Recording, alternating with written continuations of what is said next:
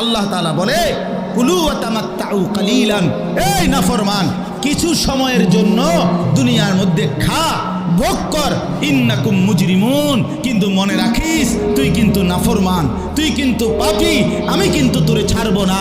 কবরের প্রথম রাত থেকে হাসরের ময়দানে আমি দেখবি তুই বান্দা আমি কত কঠিন কত কঠোর, তোরে আমি দেখাবো। ভাত খাইতে লইছে খাও,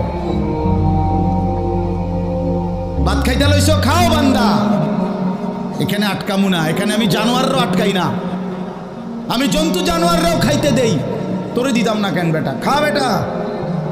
কিন্তু ইন্নাকুম মুজরিমুন, মনে রাখো 7টা বাজে নাস্তা করতে বসছো, আল্লাহ যেন ডাক দিয়ে বলে বেঈমান খা, ঠিক আছে নাস্তা, কিন্তু মনে রাখিস ফজরের নামাজ পড়স নাই, আমি হিসাব রাখছি।